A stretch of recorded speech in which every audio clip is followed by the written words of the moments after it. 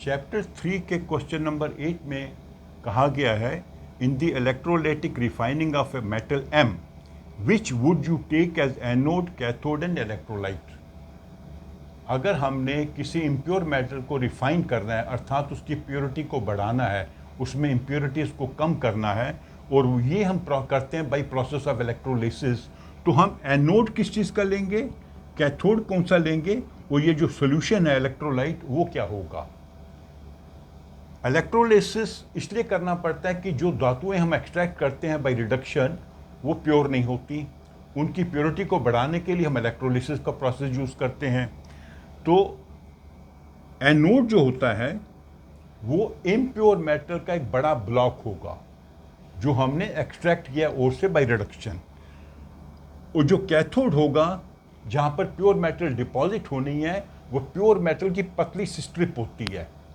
ये बड़ा ब्लॉक होगा, ये पतली स्ट्रिप होगी, और सोल्यूशन क्या होगा, इसी मेटल का सॉल्ट सोल्यूशन होगा। मान लीजिए कॉपर मेटल है तो कॉपर सल्फेट होगा, सिल्वर है तो सिल्वर नाइट्रेट हो सकता है, वो सोल्यूशन होगा।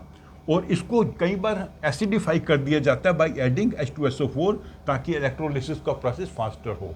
तो जब करंट पास होगी तो एनोड में जो उस मेटल के एटम्स हैं वो इलेक्ट्रॉन लूज करेंगे, दे विल बिकम आयंस, वो पानी इसमें सोल्यूशन में डिजॉल्व हो जाएंगे।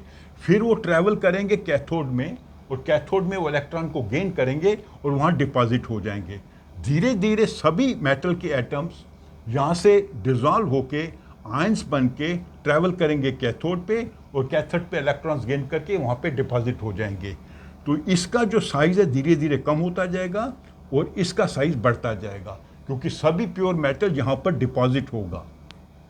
तो हमें अंत में जो प्योर मेटल मिलेगा वो कैथोड पे मिलेगा, जो एटम जहाँ पर डिपॉजिट हो गए हैं प्योर एटम्स।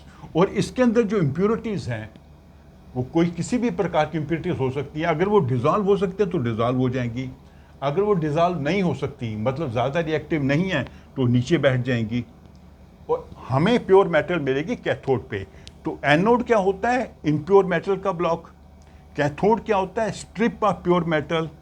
इलेक्ट्रोलाइट क्या होता है, salt solution of that metal, जो भी मेटल है उसका salt solution, and it is acidified sometimes. तो आपका आंसर बेसिकली ये है, आपने ये बताना हम क्या चीज़ें यूज़ कर रहे हैं, क्यों कर रहे हैं, वो मैंने आपको डिटेल में समझा दिया।